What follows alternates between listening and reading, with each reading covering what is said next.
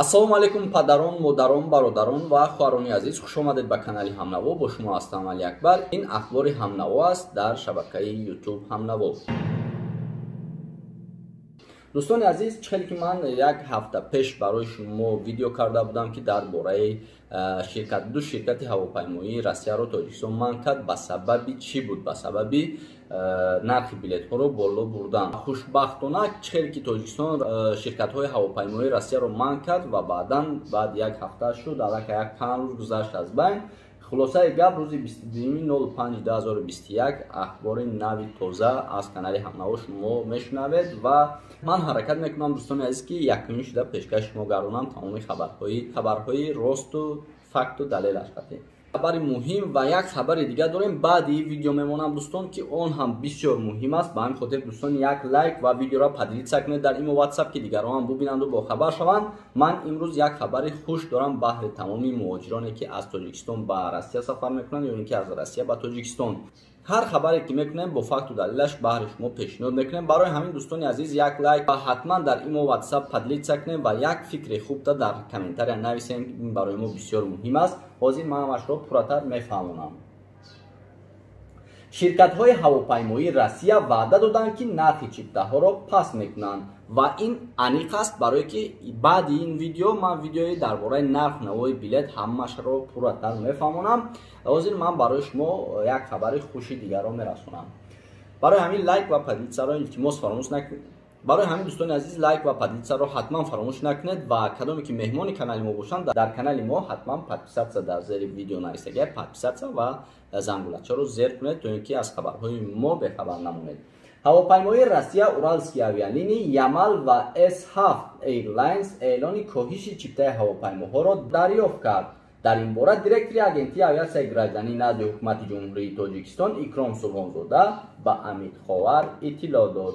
мо аз ин ширкатҳои ҳавопаймоӣ посухи расмӣ гирифтем ки қимати ниҳоии чиптаҳои ҳавопаймо барои парвозҳои чартерӣ на бештар аз $500 муқаррар шудааст, гуфт ӯ.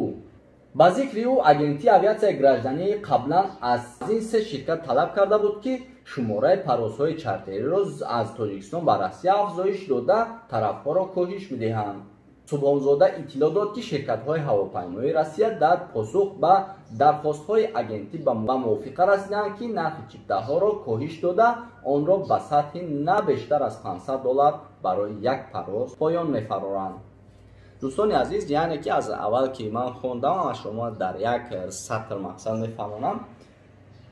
ширкатҳое ки баста буданд, тӯли як ҳафта буд Тоҷикистон ду ширкати ҳавопаймоиро Тоҷикистон манъ кард, яъне ки аз Тоҷикистон парвоз ё аз Россия ба Тоҷикистон манъ карда буд ва хушбахтона баъди манъ кардан аллакай нархи билетро на бештар аз $500 беҳтарин нарх иншоалло ки боз ҳам мақсад аз 11,000 15,000 дар оянда иншоалло ки боз поён мераваду аз 10,000 11,000 13,000 14,000 да мақсад $500 беҳтарин нархи ҳозира шуда. ба ҷонибдорӣ коҳиш додани тарофаҳо қобили қабул будани нархҳоем. дархости мо дар бораи парвозҳои чартерӣ танҳо ба он асос ёфтаанд ки нархи парвозҳои онҳо хеле баланд буд ва агар тарофаҳо то ба ҳадди арзиши $500 паст карда нашаванд, дархостҳои минбаъд барои иҷрои парвозҳои чартерӣ аз ҷониби ин ширкатҳои ҳавопаймоии Россия бозбинӣ карда мешаванд, шаҳр дод директори агентии Субҳонзода. ёдовар мешавем ки 11 май агентии авиатсияи граждании Тоҷикистон парвозҳои ширкатҳои ҳавопаймои Северный ветер из Сибирро қатъ кард. ҷониби ин ширкатҳо то ба $1200 Иёлоти Муттаҳидаи Амрико рабт дод. нархи чиптаи ҳавопаймо барои парвозҳои муқаррарӣ дар он вақт $500 ва барои парвозҳои чартерӣ на бештар аз 8500 сомонӣ муқаррар шуда буд. 19 май агентӣ ба таври истисно ба ин ширкатҳои ҳавопаймоӣ иҷоза дод ки аз Душанбе ва Хуҷанд парвоз анҷом диҳанд ва зиёда аз 1000 мусофирро ба Россия бубаранд.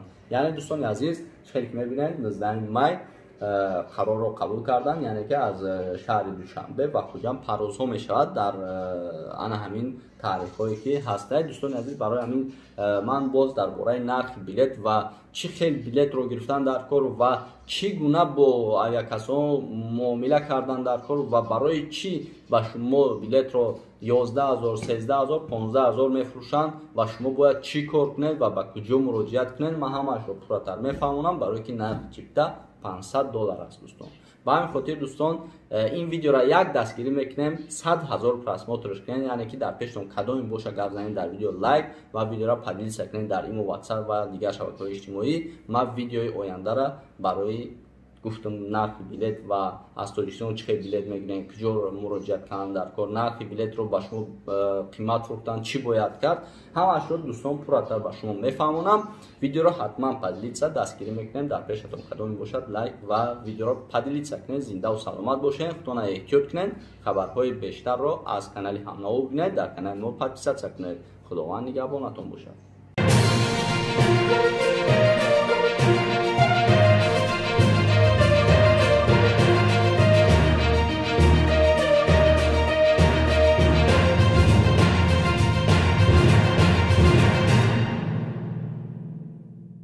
ассалому алайкум падарон, модарон, бародарон ва хоҳарони азиз, хуш омадед ба канали Ҳамнаво. Бо шумо ҳастам Али Акбар. ҳамаи шуморо ба омадомади иди моҳи шариф Рамазон табрик мегӯем. мо як иқдоми негирифта будем ки гуфтем пеш аз ид як 10 ё 15-20 нафар оилае ки дар ҳақиқат камбизоат аст, онҳоро кӯмак кунем ва албатта ки саҳми бародарое ки берун аз Тоҷикистон ва дохил аз дар Тоҷикистон саҳмошон ҳастад, мо хостем ки ба чени зуррасмон як 15-20 нафар оиларо ё ки 10 нафар оиларо кӯмак мекунем ва дили онҳоро шод мекунем ва дуои хайршона мегирем. мо имрӯз дар офиси худмон, яъне ки коргарои мо Умедҷон ва Ҷамшедҷон, ҳар ду инҳо дар хизмат ҳастанд. дар ҳар як кор бо хайрш ҳастад. ду дар ҷон чӣ мегӯед?